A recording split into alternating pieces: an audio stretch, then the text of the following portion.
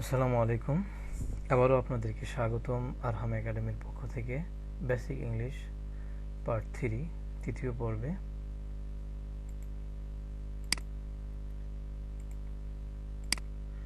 আমরা গত ক্লাসে কিছু প্রয়োজনীয় বাক্য শিখতেছিলাম। তার মধ্যে কিছু ফর্ম, সাবজেক্টের পরে যদি ভার্বের প্রথম সারি হয় তাহলে সাধারণ সচরাচর যে কাজগুলো আমরা করে থাকি সেই কাজগুলোকেই বোঝায়। যখন ভার্বের দ্বিতীয় সারি অর্থাৎ আমাদের বাংলা বাক্যে যখন অতীতের কোনো বাক্য বলার প্রয়োজন হয়, যা হয়ে গেছে এবং অতীতে দূরে হয়ে গেছে এরকম কিছু যখন বোঝানোর প্রয়োজন হয়, তখন আমরা সাবজেক্টের পরে ভার্বের দ্বিতীয় সারি নিয়ে আসি। ভার্বের দ্বিতীয় সারি নিয়ে আসলেই করলো, করেছিল, করতো এই জাতীয় অর্থগুলো ল বা ত যুক্ত অর্থগুলো হয়ে যায়। এগুলো দিয়ে আমরা প্র্যাকটিস করেছি। বাকি ছিল এটা ভার্বের তৃতীয় সারি। তো ভার্বের তৃতীয় সারিগুলো আমরা আগেই বলেছি যে সাবজেক্টের পরে সরাসরি তারা আসতে পারে না, একজন সাহায্যকারীর হাত ধরে আসে। তো এখানে সাহায্য করার জন্য যে হ্যাবটা এসেছে, হ্যাব মানে হলো আছে। আসলে হ্যাব মানে আছে। এখন এখানে সাহায্যকারী ভার্ব হিসেবে বা এই ভার্বকে সাহায্য করার জন্য একে নিয়ে আসলো। কেন নিয়ে আসলো? এটাও একটা ভার্ব। হ্যাব মানে আছে, এটাও একটা ভার্ব। বাট এছাড়া আর কোনোটা কেন আনা হলো না? তো আসলে আমরা আগেই বলেছি যে ভাষা কোনো গ্রামার ফলো করে তৈরি হয়নি। ভাষা নিজের মতো করেই এবং ভাষাকে সুন্দর করার জন্যই গ্রামারের জন্ম হয়েছে। যাই হোক, তবুও একটা সংযুক্তি বা একটা যুক্তিসঙ্গত ব্যাপার থেকে যায়। এখানে হ্যাভ মানে হলো আছে। দেখেন, আপনাকে যদি আপনার মা প্রশ্ন করে বা বলে যে বাবা খেয়ে যাও, আপনি যদি বলেন মা খেয়েছি, সে বলবে না বা খাইছি, সে বলবে না যে আবার খা। কেন? কারণ হলো এই খাওয়াটা মাত্র হয়ে গেছে। হয়ে যাওয়াটা, খাওয়ার ফলাফলটা এখনো আপনার সাথে আছে, আপনার মধ্যে এই খাবারের অস্তিত্ব আছে।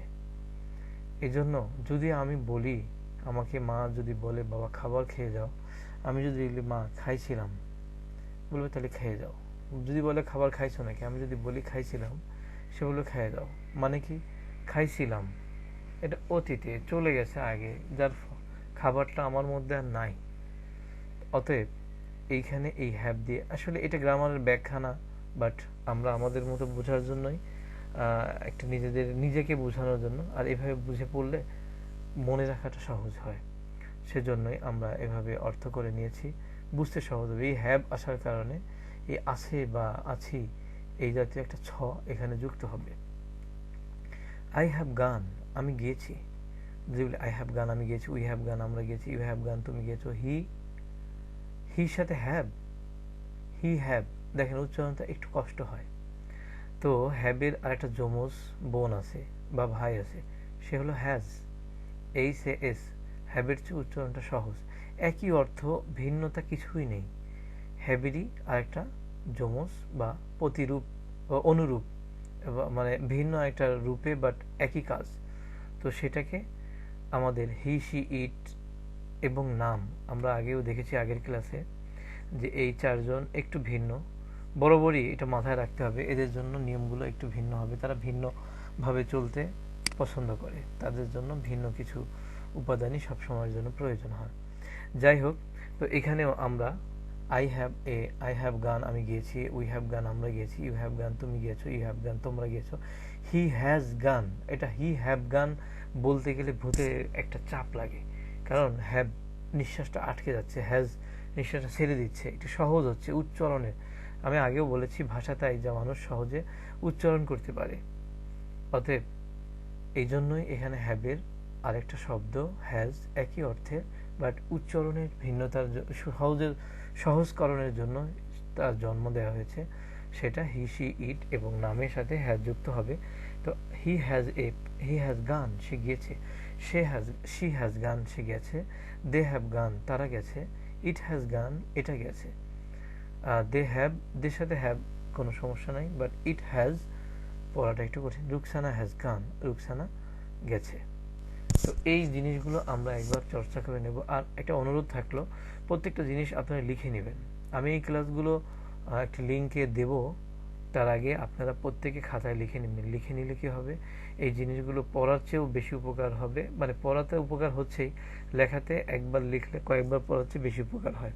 অবশ্যই আপনাদের একটা খাতায় সুন্দর করে আপনারা এগুলো লিখে নেবেন এবং আরও সুন্দর করে সাজাবেন। এবং এই ক্লাসগুলো যেহেতু আমি প্রথম টিউটোরিয়াল বানাচ্ছি, ধারাবাহিকতায় কোনো আপনার কাছে গরমিল মনে হতে পারে যে এই ক্লাসটার আগে ওই ক্লাসটা হলে ভালো হতো, এই সাজেশনটা যদি আপনারা আমাকে দেন তাহলে পরবর্তীদের জন্য ভালো কিছু করা সম্ভব হবে। যাই হোক, আমরা পরের ক্লাসে যাওয়ার চেষ্টা করি।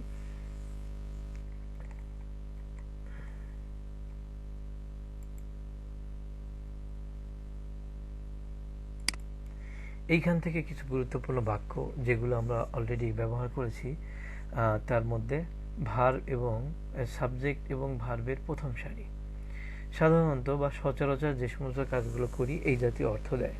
তো যেহেতু 8টা সাবজেক্টের যে 8টা বা 9টা আমরা লিখেছি, সেগুলো দিয়ে ভার্বের প্রথম সারির সাথে আমরা একটু এই যে এস বা ইএস এর যে ফাংশনটা, এটা নিয়ে একটু পড়ে আসি। সূত্রটা আমাদের ছিল এটা।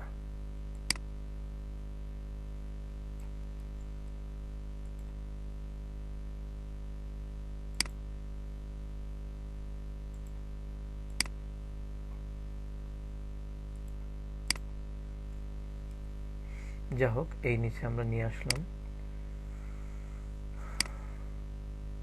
যাতে আমাদের জন্য পড়া একটু সহজ হয়।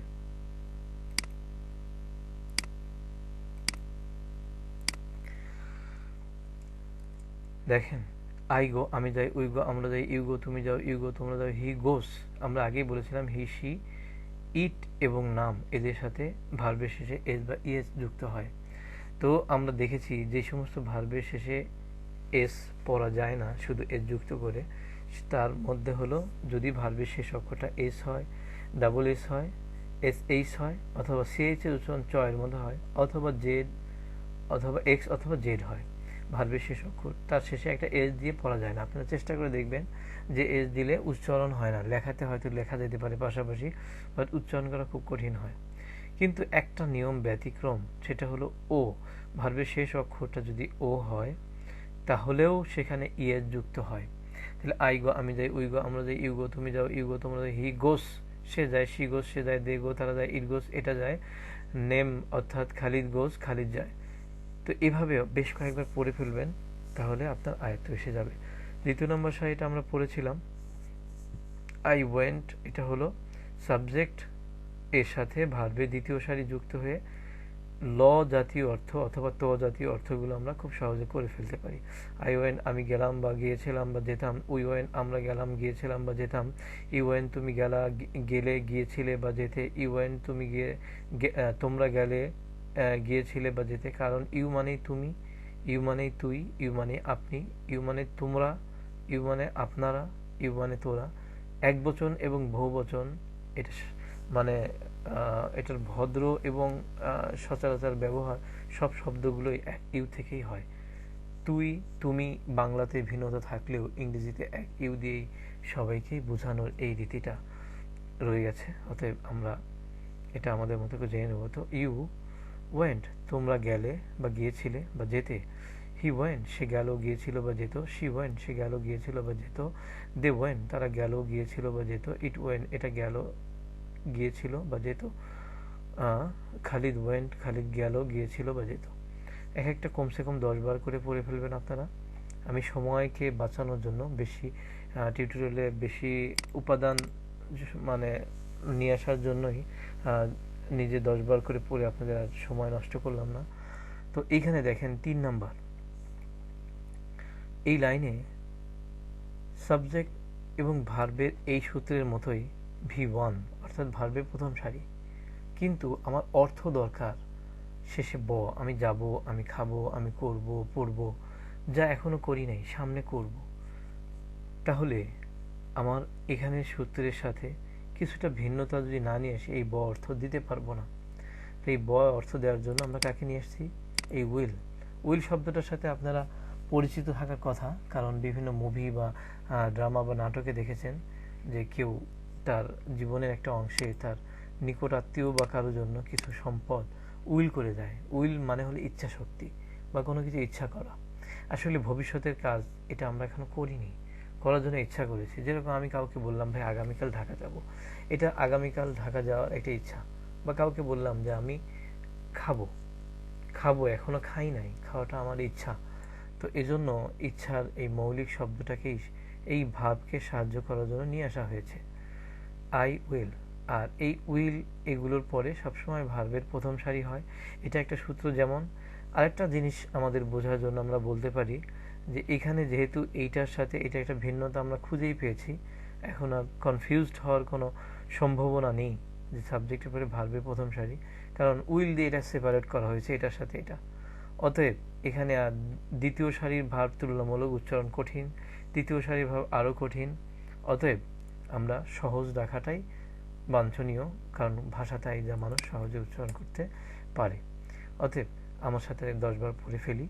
আই উইল গো, আমি যাব, আই উইল গো, আমি যাব, আই উইল গো, আমি যাব, আই উইল গো, আমি যাব, আই উইল গো, আমি যাব, আই উইল গো, আমি যাব, উইল গো, আমরা যাব, উইল গো, আমরা যাব, উইল গো, আমরা যাব, উইল গো, আমরা যাব, উইল গো, আমরা যাব, উইল গো, আমরা যাব, উইল গো, আমরা যাব, উইল গো, আমরা যাব, উইল গো, আমরা যাব, উইল গো, আমরা যাব, ইউল গো, তুমি যাবে, ইউল গো, তুমি যাবে, ইউল গো, তুমি যাবে, ইউল গো, তুমি যাবে, ইউ উইল গো, তোমরা যাবে, ইউল গো, তোমরা যাবে, ইউল গো, তোমরা যাবে, ইউল গো, তোমরা যাবে, হি উইল গো, সে যাবে, হি উইল গো, সে যাবে, হি উইল গো, সে যাবে, শি উইল গো, সে যাবে, শি উইল গো, সে যাবে, দে উইল গো, তারা যাবে, দে উইল গো, তারা যাবে, ইট উইল গো, এটা যাবে, খালিদ উইল গো, খালিদ যাবে।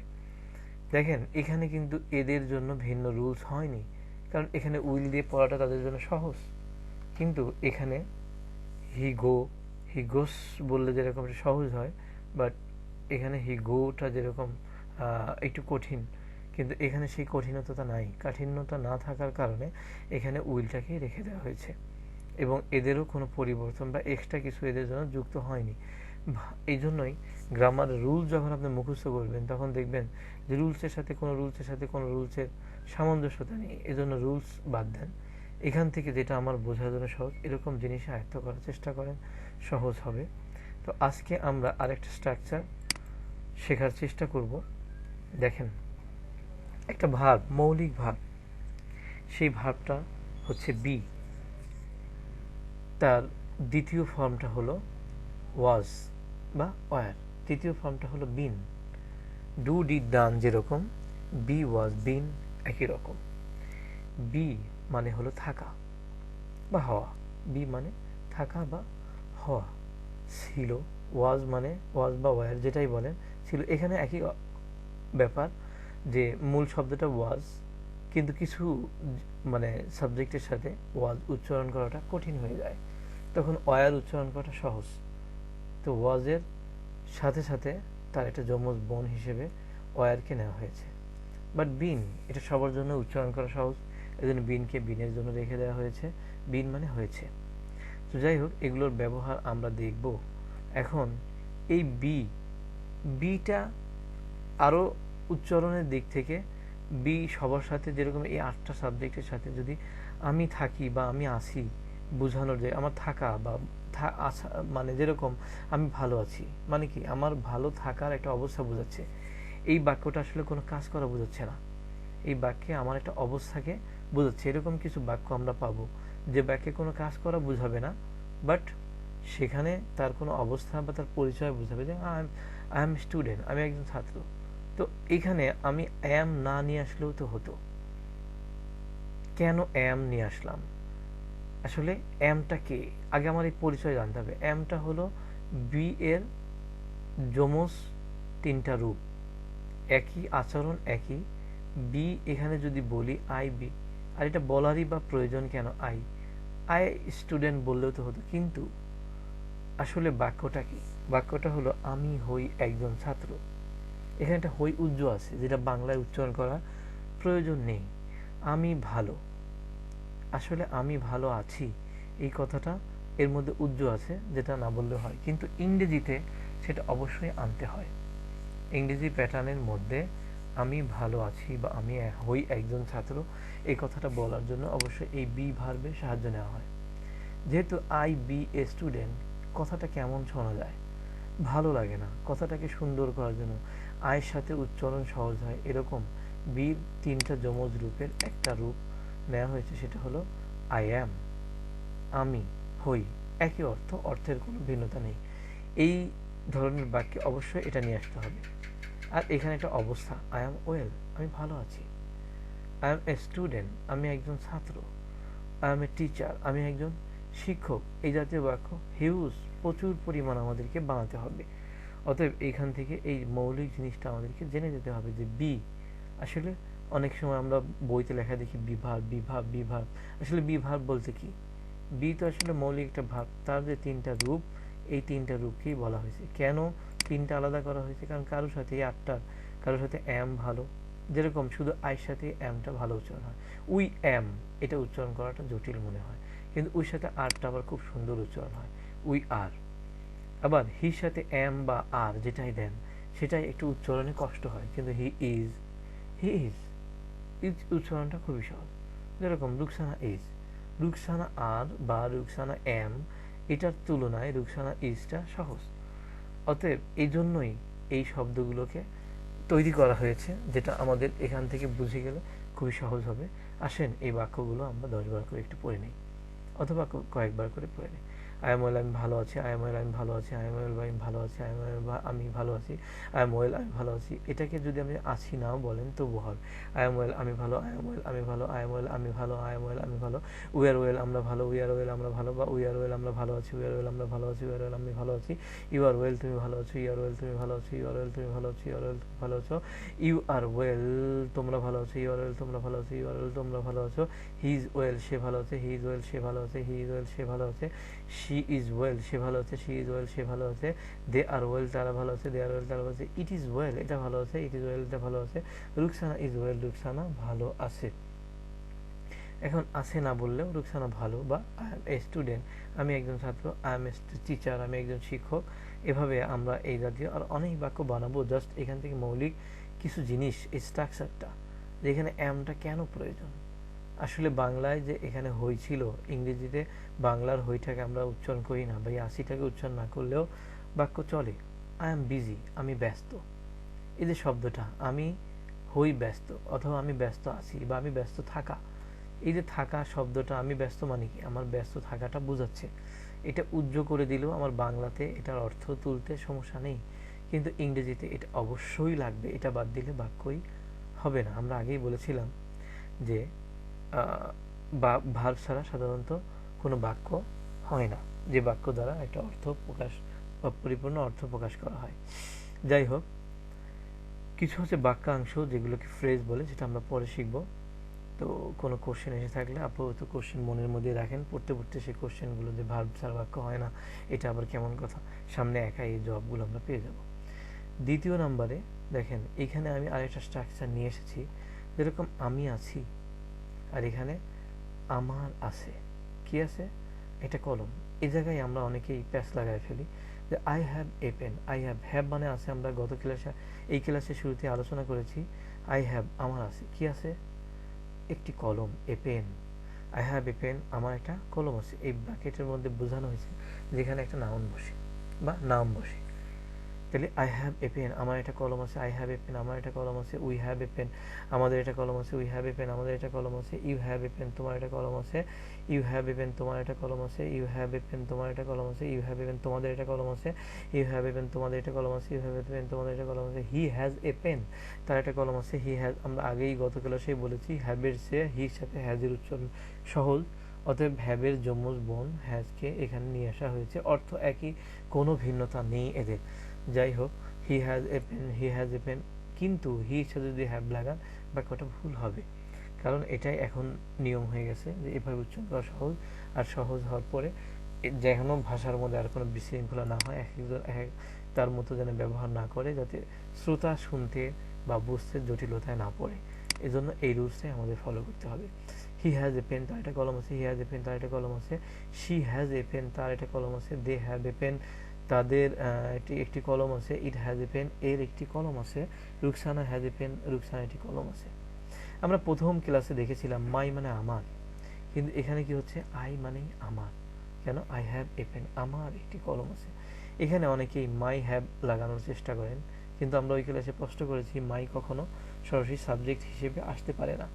আর হ্যাভ এমন একটা ভার্ব যার বৈশিষ্ট্যই এই আয়ের সাথে একটা র যুক্ত করে দেয়, কারণ আছে, কার আছে, তার সাথে একটা সম্পর্ক, আত্মীয়তা বা বন্ধন বা মালিকানা বা স্বত্বাধিকারী, এটার জন্য বাংলা র এর প্রয়োজন। অতএব এটা এই হ্যাবের জন্যই এর সাথে একটা র অটোমেটিক যুক্ত হয়ে গেছে, এর জন্য এক্সট্রা র এর জন্য মাই ফরম্যাটটা আনার কোনো প্রয়োজন নেই।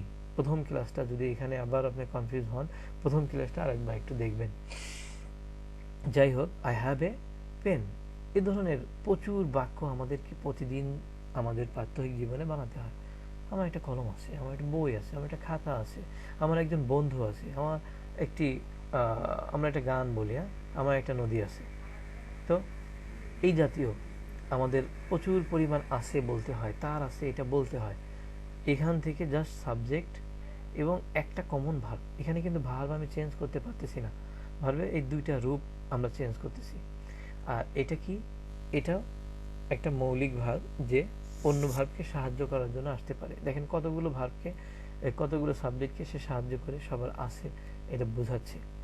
তো যাই হোক, কিন্তু এই বাক্যে সে সাহায্য করার জন্য আসে নাই, মূল ভার্ব হিসেবেই সে এসেছে। যখন আরেকটা ভার্বের সাথে যুক্ত হয়ে আসে তখন বোঝা যায় সেই ভার্বকে সাহায্য করার জন্য সে আসছে। যাই হোক, সেটা আমরা গত ক্লাসে দেখেছি, সে শুধু ছ দেওয়ার জন্য সে আসছিল, কিন্তু এখানে পুরো আসে বোঝানোর জন্য তার নিজস্ব যে অর্থটা, সেই অর্থটা নিয়েই সে এখানে এসেছে।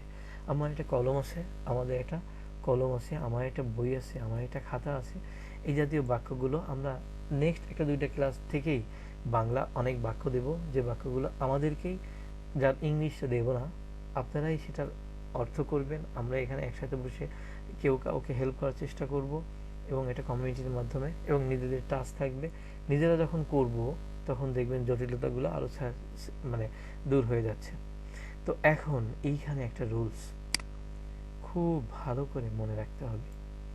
এই রুলসটা বুঝতে আমার ব্যক্তিগতভাবে অনেক জটিলতায় পড়তে হয়েছে, যেহেতু আমি মাদ্রাসা ছাত্র ছিলাম আর গ্রামারের বইগুলোতেও সচরাচর এটা পাচ্ছিলাম না।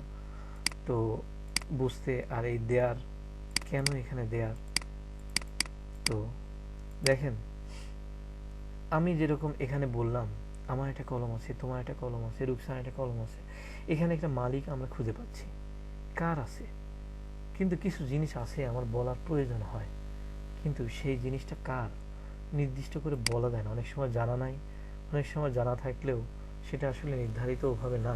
আমাদের গ্রামে একটি মাদ্রাসা আছে, ধরেন আমাদের গ্রামে দুটো মসজিদ আছে, মসজিদটা কার, আসলে সবারই, কিন্তু এর মালিকানা নির্দিষ্ট না।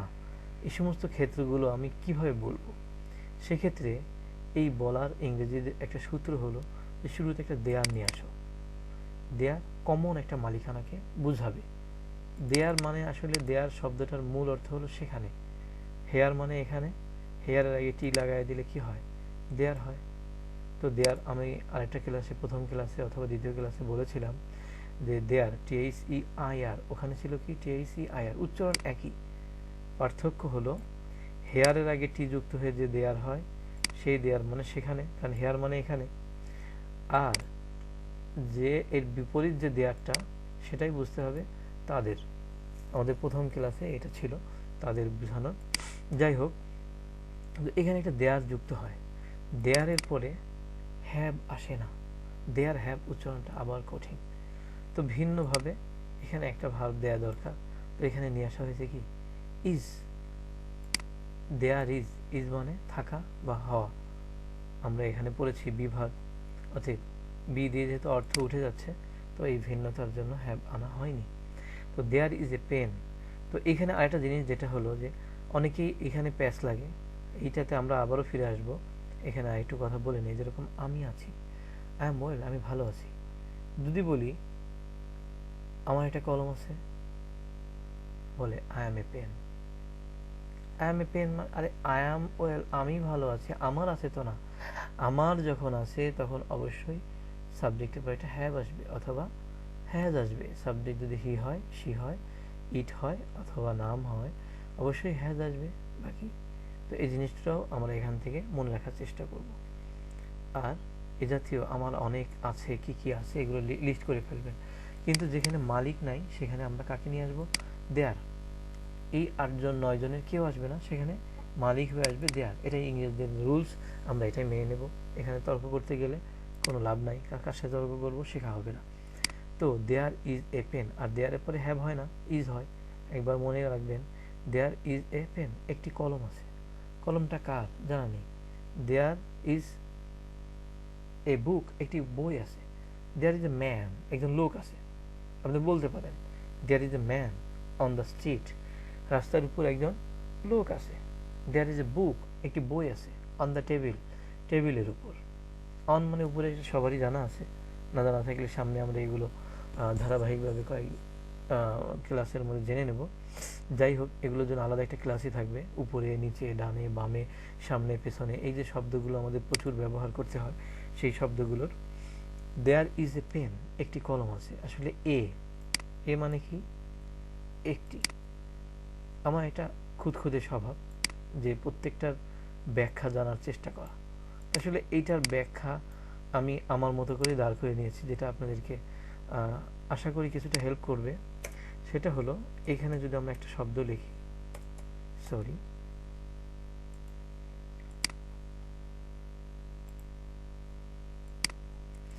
ধরেন একটা শব্দ লিখলাম, এর উচ্চারণটা সবাই জানেন, অন। অন মানে এক। আসলে মূল একের ইংরেজি শব্দ one. One, I have one pen, আমার একটা কলম আছে। One pen, one pen, one. One বারবার বলাটা একটা বড় শব্দ, কঠিনও। তো চেষ্টা করলো যে ওয়ানটাকে সহজ করো। এন, শেষের অপ্রয়োজনীয় ইটা বাদ দিয়ে দাও। কি হয়ে গেল? এন। এন মানে কি? একটি। এটার ব্যবহার আমরা পাবো। কিন্তু দেখা গেল যে এনও বলা বারবার বিরক্তিকর, তখন শেষের এনটাও ফেলে দিল, হয়ে গেল এ। এ মানে একটি। আশা করি এরপরে কোনোদিন এটা আর ভুলবেন না। এ মানে একটি। কেন একটি? তো যাই হোক, আমরা এটা বুঝে গেলাম যে এ মানে কেন একটি। তো দেয়ার ইজ এ পেন, একটি কলম আছে। যদি বলি দুইটি কলম আছে, সেক্ষেত্রে দেয়ার ইজটা ইজ না হয়ে আর হয়ে যাবে, কারণ পরের জিনিসটার সংখ্যার উপর ভিত্তি করে। কারণ ইজ হলো একজনের জন্য ব্যবহার হয়, আর হলো অনেকজনের জন্য ব্যবহার হয়। তো যেহেতু একটি কলম, সংখ্যা একটি, সেক্ষেত্রে দেয়ার ইজ এ পেন। যদি বলি দুইটি কলম আছে, দেয়ার আর টু পেন। দেয়ার আর টু পেন। দেখবেন দেয়ার ইজ টু পেন, এটা বলাটাও একটু তার চেয়ে দেয়ার আর টু পেন বলাটা সহজ তুলনামূলকভাবে। যাই হোক, এটাই রুলস, বাট আমরা আমাদের মনে রাখার জন্য এইভাবে আমরা উচ্চারণ করতেছি। তাহলে যদি বলি একটি বই আছে, দেয়ার ইজ এ বুক। যদি বলি একটি ঘর আছে, দেয়ার ইজ এ হাউস। 5 জন সদস্য আছে, দেয়ার আর 5 মেম্বার্স। আমার পরিবারে, ইন মানে মধ্যে, ফ্যামিলি, আমার পরিবারের মধ্যে বা আমার পরিবারে। এ যে নিয়ে আসলাম যে আমার পরিবার, এ পরিবার একটা শব্দ, ফ্যামিলি, কিন্তু পরিবারে এ মানে কি? ভিতরে। পরিবারের ভিতরে, ভিতরে বোঝানো ইন যুক্ত হয়। তাহলে আমার পরিবারে 5 জন সদস্য আছে। আমরা কিন্তু এই বাক্যটা সহজেই অনুবাদ করতে পারতেছি। দেয়ার is A, there R, is তো হবেই না কারণ সংখ্যা বেশি, 5 জন। দেয়ার আর 5 মেম্বার্স, 5 জন সদস্য, ইন মাই ফ্যামিলি, আমার পরিবারে। দেয়ার আর 5 বুকস, 5টা বই, অন দ্য টেবিল, টেবিলের উপরে। দেয়ার আর 5 বার্ডস অন দ্য ট্রি, গাছের উপর 5টা পাখি। তো আশা করি আজকের ক্লাসের এই পার্থক্যটুকু এবং নতুন যে শেখার শব্দগুলো আপনারা ভালোভাবে বোঝার চেষ্টা করেছেন, এবং বারবার, একবার না বুঝলে বারবার দেখবেন এবং দেখে এগুলো আয়ত্ত করবেন। খুব শীঘ্রই আমরা কিছু বাক্য বানানো শুরু করব ইনশাআল্লাহ। তো আজকে আর বাড়াচ্ছি না, আগামী দিন আবারও দেখা হবে। ভালো থাকেন, সুস্থ থাকেন, আল্লাহ হাফেজ। আর অবশ্যই আমাদের সাইটে আপনি কমেন্ট করবেন, আপনি পরামর্শ দিবেন। ইউটিউব চ্যানেলেও আপনি দিতে পারেন, আমাদের ফেসবুক গ্রুপেও, আপনি ফেসবুক পেজেও আপনি দিতে পারেন। তো যেখানেই দেন, ফেসবুকে দেওয়াটাই ভালো। সবাই মিলে যদি আমরা ফেসবুকে একজন একজনকে হেল্প করি এবং পরামর্শ দেই এবং নেই, তাহলে এগিয়ে যাওয়া সহজ হবে। আপনার কাছে হতে পারে আরও ভালো কিছু রুল জানা আছে, যেটা শেয়ার করলে আমিও উপকৃত হতে পারি। আসলে সবাই মিলে যখন একজন আরেকজনকে হেল্প করব, তো এগিয়ে যাওয়াটা সহজ হবে। তো ভালো থাকেন, সুস্থ থাকেন, আগামীকাল আবার দেখা হবে। আল্লাহ হাফেজ।